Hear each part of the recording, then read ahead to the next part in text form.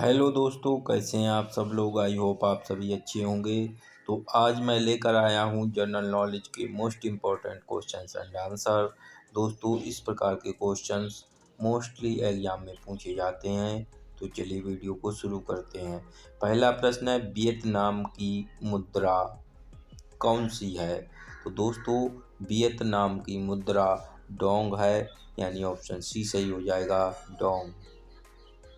अगला प्रश्न है, बर्फ पर दाब बढ़ने से उसका गलनांक क्या हो जाता है। तो दोस्तों, बर्फ पर दाब बढ़ने से उसका गलनांक घट जाएगा, यानी ऑप्शन सी सही हो जाएगा, घट जाएगा। अगला प्रश्न है, हाल ही में किस राज्य के मातावारी पेरा प्रसाद और रेगनई पचरा वस्त्र को जीआई टैग मिला है। तो ये दोस्तों त्रिपुरा को मिला है, यानी ऑप्शन ए सही हो जाएगा, त्रिपुरा। अगला प्रश्न है, सैयद सालार मेला कहाँ लगता है। तो दोस्तों, सैयद सालार मेला बहराइच में लगता है, यानी ऑप्शन डी सही हो जाएगा, बहराइच। अगला प्रश्न है, सप्तरथ मंदिर कहाँ अवस्थित है। तो दोस्तों, सप्तरथ मंदिर महाबलीपुरम में अवस्थित है, यानी ऑप्शन सी सही हो जाएगा, महाबलीपुरम। अगला प्रश्न है, क्योटो प्रोटोकॉल संबंधित है। तो दोस्तों, क्योटो प्रोटोकॉल जलवायु परिवर्तन से संबंधित है, यानी ऑप्शन बी सही हो जाएगा, जलवायु परिवर्तन से। अगला प्रश्न है, किसके शासनकाल में सबसे अधिक मंगोल आक्रमण हुए। तो दोस्तों, सबसे अधिक मंगोल आक्रमण अलाउद्दीन खिलजी के शासनकाल में हुए, यानी ऑप्शन ए सही हो जाएगा, अलाउद्दीन खिलजी। अगला प्रश्न है, किसने सबसे पहले पृथ्वी की परिधि को मापा। तो दोस्तों, सबसे पहले पृथ्वी की परिधि को इरेटोस्थनीज ने मापा था, यानी ऑप्शन बी सही हो जाएगा, इरेटोस्थनीज। अगला प्रश्न है, हाल ही में दोस्ती 16 अभ्यास कहाँ पर किया गया। तो दोस्तों, हाल ही में दोस्ती 16 अभ्यास मालदीव में किया गया, यानी ऑप्शन बी सही हो जाएगा, मालदीव। अगला प्रश्न है, हाल ही में फिक्की FICCI महिला संगठन की अध्यक्ष कौन बनी। तो दोस्तों, हाल ही में फिक्की FICCI महिला संगठन की अध्यक्ष जयश्री दास वर्मा बनी, यानी ऑप्शन ए सही हो जाएगा, जयश्री दास वर्मा। अगला प्रश्न है, भारत का सबसे पहला राष्ट्रीय अभयारण्य कौन सा है। तो दोस्तों, भारत का सबसे पहला राष्ट्रीय अभयारण्य जिम कॉर्बेट राष्ट्रीय अभयारण्य है, यानी ऑप्शन बी सही हो जाएगा, जिम कॉर्बेट राष्ट्रीय अभयारण्य। अगला प्रश्न है, रूस की राष्ट्रीय मुद्रा कौन सी है। तो दोस्तों, रूस की राष्ट्रीय मुद्रा रूबल है, यानी ऑप्शन बी सही हो जाएगा, रूबल। अगला प्रश्न है, जगन्नाथ मंदिर किस राज्य में स्थित है।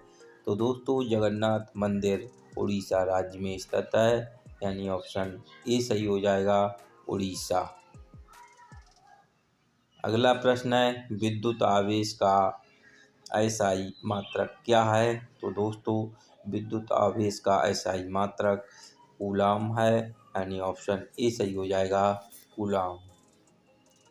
अगला प्रश्न है, कांग्रेस का 1929 का अधिवेशन जिसमें पूर्ण स्वराज का लक्ष्य घोषित किया गया था, कहाँ पर हुआ था। तो ये दोस्तों लाहौर में हुआ था, यानी ऑप्शन सी सही हो जाएगा, लाहौर। अगला प्रश्न है, हाल ही में चीन ने अरुणाचल प्रदेश में कितने स्थान के नाम बदलने की घोषणा की है। तो ये दोस्तों 30 नाम बदलने की घोषणा की है, यानी ऑप्शन ए सही हो जाएगा 30। अगला प्रश्न है, निम्नलिखित में से कौन सा अनुच्छेद भारत के राष्ट्रपति द्वारा वित्त आयोग की नियुक्ति से संबंधित है? तो ये दोस्तों अनुच्छेद 280 है, यानी ऑप्शन सी सही हो जाएगा, अनुच्छेद 280।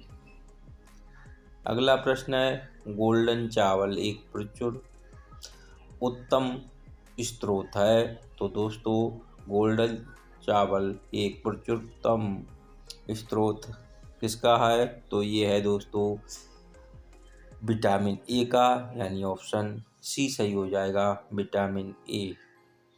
अगला प्रश्न है, जरबा जनजाति कहाँ पाई जाती है? तो दोस्तों जरबा जनजाति निकोबार द्वीप में पाई जाती है, यानी ऑप्शन डी सही हो जाएगा, निकोबार द्वीप।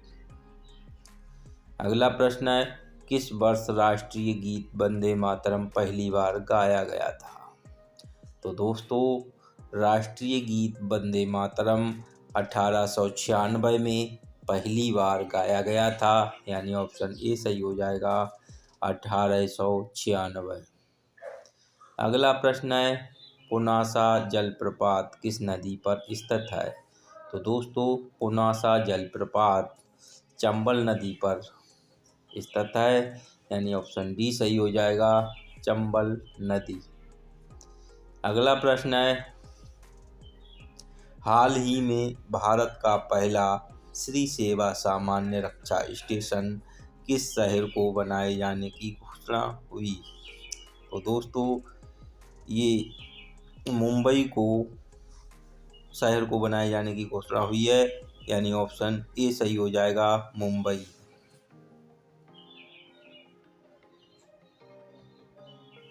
अगला प्रश्न है, लोकसभा में राज्यों को किस आधार पर सीटें आवंटित होती हैं? तो दोस्तों लोकसभा में राज्यों को किस आधार पर सीटें आवंटित होती हैं? तो ये होती हैं दोस्तों जनसंख्या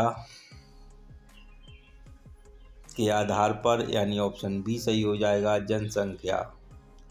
अगला प्रश्न है, केरल की राजकीय भाषा है? तो दोस्तों केरल की राजकीय भाषा क्या है?